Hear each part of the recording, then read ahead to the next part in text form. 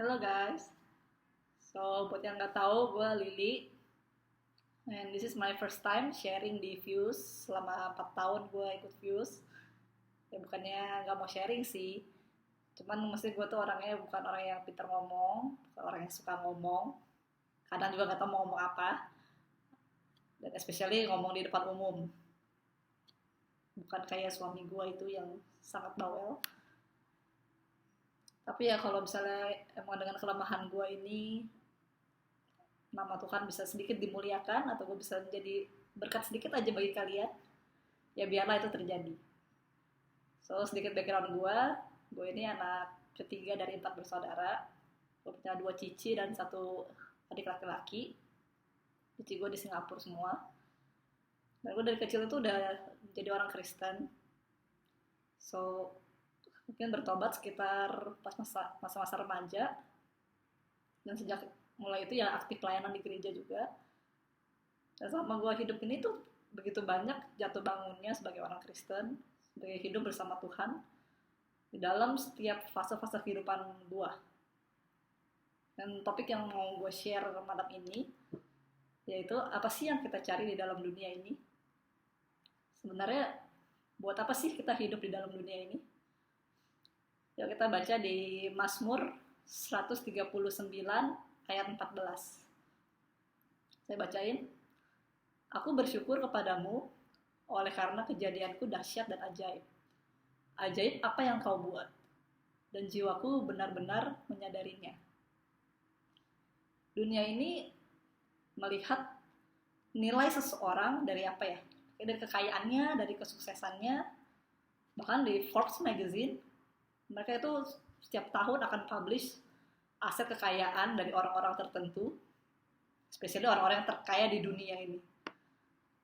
Mungkin kalau influencer dilihat dari berapa banyak followers sih yang mereka punya. Dunia selalu melihat kekayaan itu dari physical appearance, dari apa yang tampaknya itu eksternal. Tapi yang seharusnya kita pikirkan itu, apa sih yang Tuhan pikirkan mengenai kita? Apa yang Allah nilai dari diri kita? Tuhan lihat net worth kita itu berdasarkan apa sih? Kekayaankah? Sukses? Atau mempunyai IQ yang sangat tinggi? Atau karena kita ganteng atau cantik? Mempunyai gelar sampai S5 bahkan? Tuhan itu adalah Tuhan yang menciptakan kita bukan dengan kebetulan, tetapi dengan kuasa dan ketelitian yang sempurna. On the other side, iblis itu adalah bapa dari segala penipu. Dia akan selalu membuat kita berasa kurang terus. Pada awal mulanya dunia ini diciptakan, Tuhan sudah mengatakan bahwa dunia ini sudah diciptakan amat sangat baik. Especially ketika Adam dan Hawa itu diciptakan. Lihat ada ular yang datang ke dalam Taman Eden itu dan meyakinkan mereka bahwa that's not enough. Adam dan Hawa diiming-imingin oleh ular itu supaya menjadi seperti Tuhan, tahu mana yang benar dan yang salah. Makanlah buah ini. Adam dan Hawa juga merasa tidak puas dengan situasi mereka saat itu yang sudah dibilang sempurna. Akhirnya apa yang terjadi? Manusia pertama itu jatuh ke dalam dosa. Setelah mereka jatuh ke dalam dosa, apakah value mereka naik? Tidak. Malah mereka harus dihukum oleh Tuhan, diusir dari Taman Eden. Dan mereka dibilang ya dosa itu, upah dosa itu adalah maut. Mereka harus mati eventually. Tapi ya karena kasih Tuhan yang begitu besar akan dunia ini, kepada manusia, Tuhan menjanjikan akan penyelamat yang akan datang dan menebus dosa manusia. Savior inilah adalah Tuhan Yesus, anak Allah yang turun inkarnasi ke dalam dunia menjadi manusia. Dialah yang akan mematahkan dan memusnahkan semua tipu muslihat setan dan membawa kita ke identitas kita yang sesungguhnya. Identitas kita itu adalah kita sebagai anak-anak Tuhan. Tuhan tuh ya sudah mati buat kita loh. Ada nggak sih orang yang mau mati buat perampok, pembunuh, atau pencuri? Coba kalian Google deh orang terjahat di dunia itu siapa sih? Top 3-nya siapa sih? Mau nggak sih kamu mati demi Adolf Hitler itu yang sudah membunuh jutaan jiwa? Ya tapi mungkin untuk orang yang kita sayangin ya anak kita atau sahabat kita yang mungkin kita mau mati bagi mereka. Tapi ini loh Tuhan Allah sendiri itu Ketika kita masih menjadi orang berdosa, dia bahkan sudah mati bagi kita. Ketika kita tuh masih seteru Allah, masih menjadi musuh Allah, Tuhan sudah mati bagi kita gitu loh. Dia sudah disalib dan sudah bangkit kembali. Mari kita buka Amsal 23. Dikatakan di situ adalah Tuhan adalah gembalaku, takkan kekurangan aku. Kita tuh kepunyaan siapa sih? Whose are we? Ketika manusia menciptakan pena ini, apakah pena ini bisa digunakan untuk memotong sayur? Ya mungkin aja bisa. Tapi saya yakin itu bukan tujuan untuk pena itu diciptakan. Pencipta pena itu pasti ingin pena itu ya digunakan untuk menulis atau mencoret-coret.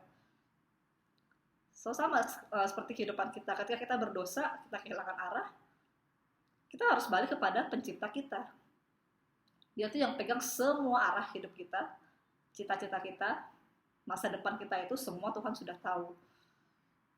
Kita tidak perlu takut kekurangan lagi, karena kita punya Tuhan yang Maha Kuasa dan Maha Tahu.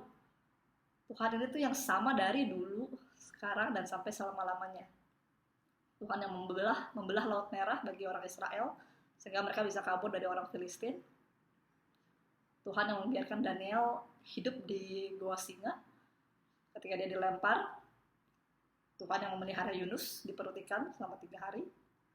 Tuhan yang memelihara Sadrak, Mesak, dan Abednego ketika mereka dihukum karena tidak mau menyembah berhala. Dinyalain apinya sampai 7 kali lipat panasnya gitu. Dan Tuhan sendiri yang memelihara umat Israel di padang gurun selama 40 tahun dengan tiang awan, tiang api, dikasih roti, dikasih mana dari surga, dan lain-lain. Masih banyak sekali mujizat yang Tuhan kita ini yang sudah Tuhan lakukan. Memang kita masih hidup di dalam dunia ini, tapi kita bukan dari dunia ini. Dalam Roma pasal 12 ayat 2 dikatakan, janganlah kamu menjadi serupa dengan dunia ini, tetapi berubahlah oleh pembaharuan budimu, sehingga kamu dapat membedakan manakah kehendak Allah, apa yang baik, yang berkenan pada Allah, dan yang sempurna.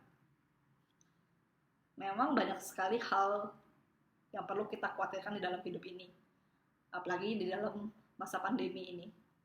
Secara ekonomi, bisnis, pendidikan anak, kesehatan, bahkan kayak ketidaknyamanan di dalam hidup ini. Tapi ya janganlah takut, ibarat seperti emas dan perak. Untuk apa sih perak dan emas itu harus dilebur berkali-kali? Untuk memurnikannya dari kotoran. Dalam proses peleburan itu, bahan-bahan yang tidak murni seperti seng, timah, besi, tembaga, itu akan terbakar dan akan mengambang di atas permukaan untuk akhirnya akan dibuang. Hasilnya adalah emas dan perak yang murni.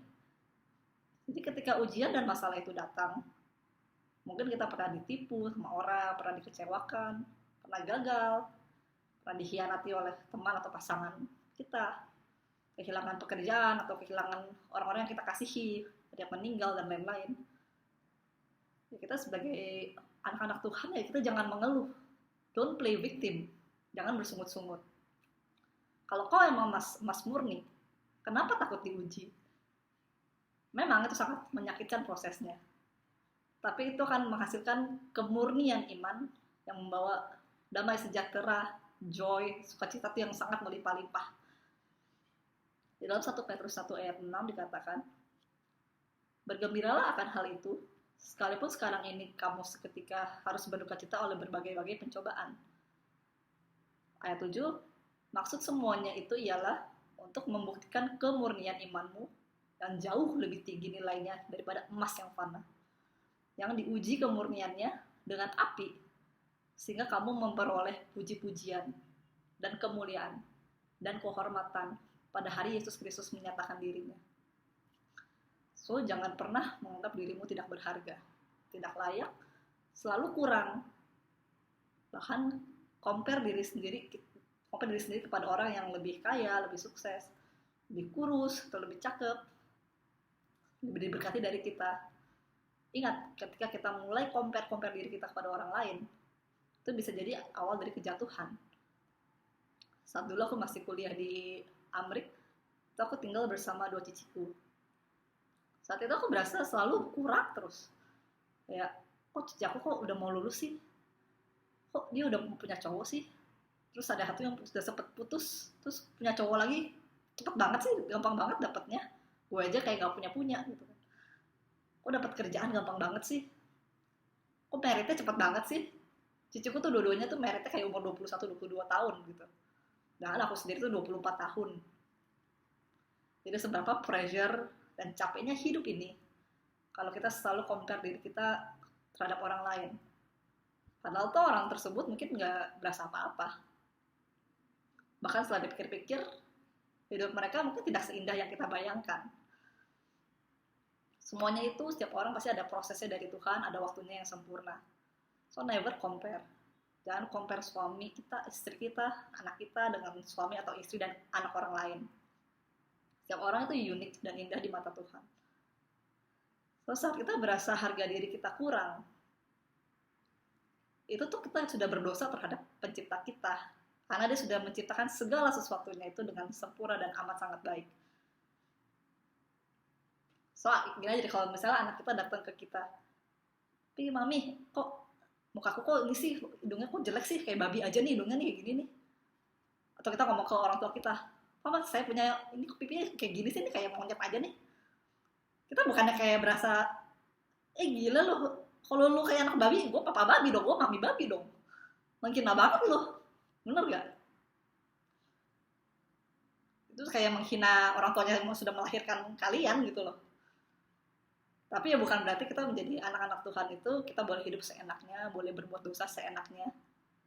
Kita tetap ada tanggung jawab dan bagian yang kita harus lakukan. Kita harus menjadi garam dan terang bagi orang lain. Karena God's grace itu, anugerah Tuhan itu is free, but it's not cheap. Sama kayak oksigen yang kita hirup ini gratis gitu loh. Tapi bukan berarti murahan. Coba kita lihat COVID patient yang pakai ventilator, kalau kamu cek itu harganya tuh bisa sehari itu 7-10 juta, tergantung dia di ICU, di kelas mana. Itu sehari loh. Bayangkan kita disuruh bayar oksigen selama 1 bulan. Itu udah berapa? Terus 1 tahun berapa? Kita hidupnya 70 tahun, berapa itu? Bisa kak sanggup gak kau bayar itu? Jadi saat kita mau berbuat dosa, itu ingatlah anugerahnya Tuhan tuh jauh lebih besar. Jangan sampai kita melukai hati Tuhan. And next yang kita harus ingat selalu adalah kita harus selalu mengucap syukur dengan apa yang kita miliki. Kita mau punya harta berapa banyak sih? Sebanyak apapun itu ya, percaya deh, kalau itu akan selalu kurang. Karena kita tidak akan pernah puas, karena di dalam hati kita itu Tuhan sudah menempatkan ada unsur kekekalan. Makanya misalnya banyak perempuan yang ingin ya sedot lemak dan lain-lain, tertua mau di facelift dan lain-lain. Karena selalu ada yang merasa kurang puas gitu loh, ada pengen mereka ubah dalam dirinya. Dan maksudnya itu semua adalah hal-hal yang sementara, hal-hal yang fana. Ketika kita datang ke dalam dunia pun kita tidak bawa apa-apa. Dan ketika kita balik ke surga pun kita tidak akan bawa apa-apa, sepeser pun tidak. Tapi apa yang berharga yang bisa kita kasih tahu dunia ini adalah iman dan perjuangan ketika kita taat dan setia hidup menjalani firman Tuhan. Bahwa kita sudah menjadi berkat bagi orang lain, sudah hidup memuliakan dan menyenangkan Tuhan. Karena berbahagialah orang yang takut akan Tuhan. Dia dan si istri keluarganya pasti akan diberkati. Mungkin dia tidak mempunyai segalanya di dalam dunia ini, tapi orang itu akan mempunyai damai sejahtera yang berlimpah dan kepuasan abadi di dalam Tuhan. Pendeta saya pernah ngomong, dunia ini jarang sekali mengingat orang yang kaya, tapi orang yang agung akan diingat terus. Emang 1000 tahun lalu, 2000 tahun lalu siapa sih yang paling kaya di dunia ini? Tapi kayak martir-martir, misionaris-misionaris, orang-orang kudus, Mother Teresa, Jim Elliot, atau orang-orang seperti Mozart, Fanny Crosby, itu semua hidupnya sungguh-sungguh takut akan Tuhan.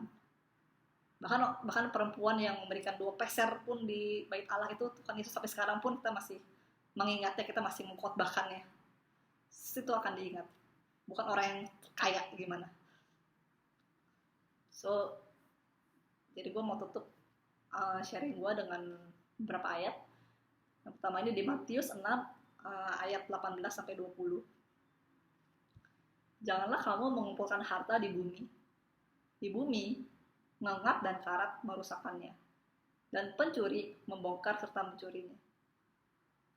Tetapi kumpulkanlah bagimu harta di surga. Di surga, ngengap dan karat tidak merusakkannya, dan pencuri tidak membongkar serta mencurinya.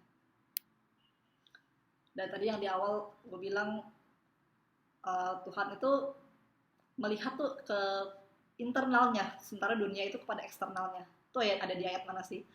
Di 1 Samuel 16 ayat 7. Dikatakan di situ adalah, tetapi berfirmanlah Tuhan kepada Samuel, janganlah pandang parasnya atau perawakan yang tinggi, sebab aku telah menolaknya. Bukan yang dilihat manusia, yang dilihat Allah. Manusia melihat apa yang di depan mata, tapi Tuhan melihat hati. So ya, sekian sharing gue. Semoga kalian mendapatkan berkat. Thank you guys. Bye.